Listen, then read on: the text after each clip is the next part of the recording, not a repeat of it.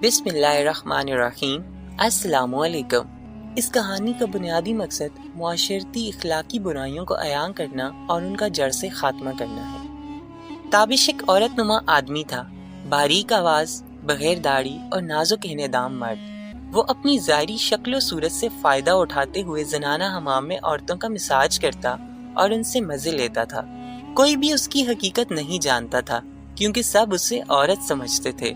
ये तरीका उसके लिए जरिया मुआश भी था और औरतों के जिस्म से लज्जत भी लेता था। कई बार ज़मीर के मलामत करने पर उसने उस काम से तौबा भी कर ली, लेकिन हमेशा तौबा तोड़ता रहा। एक दिन बादशाह की बेटी हमाम के पास गई। मिसाज करने के बाद पता चला कि उसका गिरां बहा गौहर, मोती या हीरा खो गया है। बादशाह की बेटी ने हुक्म दिया कि सबकी तलाशी ली जाए।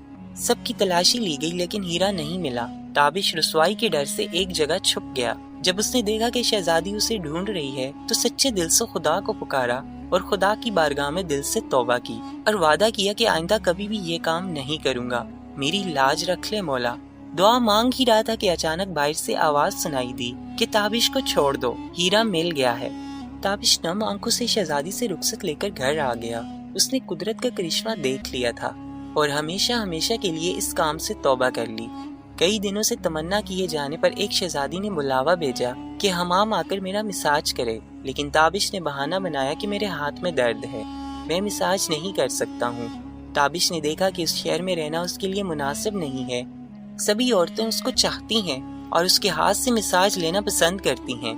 जितना भी गलत तरीके से माल कमाया था सब गरीबों में बांट दिया और शहर से निकलकर कहीं मील दूर एक पहाड़ी पर डेरा डालकर अल्लाह की इबादत में मशगूल हो गया।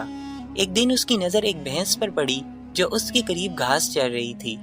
उसने सोचा कि ये किसी चरवाहे से भागकर यहाँ आ गई है, जब तक इसका मालिक ना आ जाए तब तक मैं इसकी देखभाल कर लेता हूँ।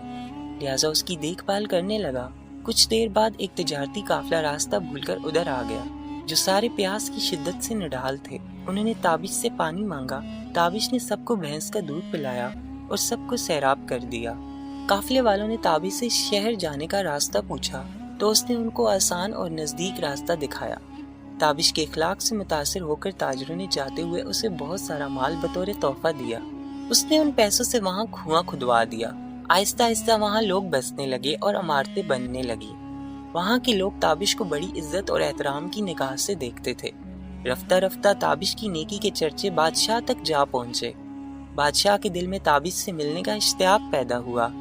उसने ताबिश को पैगाम भेजा कि बादशाह आपसे मिलना चाहते हैं, मेहरबानी करके दरबार तशरीफ ले आएं। जब ताबिश को बादशाह का पैगाम मिला उसने मिलने से इनकार कर दिया और माजरत चाही कि मुझे बहुत सारे काम हैं, मैं नहीं आ सकता।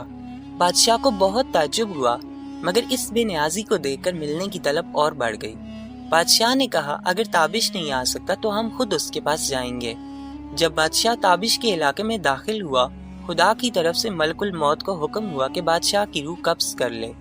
चूंकि बादशाह बतौर अकीदत ताबिश को मिलने आ रहा था और राया भी ताबिश की खूबियों की गर्विदा थी, इसीलिए ताबिश को बादशाह के तख्त पर बिठा दिया गया। उसने अपने मुल्क में अदल और इंसाफ का निज़ाम कायम किया। वही शहजादी जिसे औरत का भेस बदलकर हाथ लगाते हुए भी डरता था, उस शहजादी ने ताबिश से शादी कर ली। एक दिन ताबिश दरबार में लोगों के मसाइल सुन रहा था कि एक शख्स वारिद हुआ और कहने लगा कि कुछ साल पहले मेरी भैंस गुम हो गई थी। मैंने बहुत ढूंढा मगर नहीं मिली, बराए मेहरबानी मेरी मदद फरमाएं। ताबिश ने कहा कि तुम्हारी भैंस मेरे पास है, आज जो कुछ मेरे पास है वो तुम्हारी भैंस की वजह से है। ताबिश ने हुक्म दिया कि उसके सारे माल और दौलत का आधा हिस्सा भैंस के मालिक को दिया जाए। वो शख्स खुदा के हुक्म से कहने लगा, ए ताबिश, जान लो, ना मैं इंसान हूँ और ना ही वो जानवर भैंस है, बल्कि हम दो फरिश्ते हैं, तुम्हारे इम्तहान के लिए आए थे। ये सारा माल और दौलत तुम्हारे पक्के दिल से तौबा करने का नतीजा है। ये सब कुछ तुम्हें मुबारक हो। वो दोनों फरिश्ते नजरों से गायब हो गए। इस वजह से सच्चे दिल से तौबा करने को तो ताबिश कहते हैं। अगर आपको ये कहानी अच्छी लगी तो वीडियो को लाइक और चैनल को सब्सक्राइब जरूर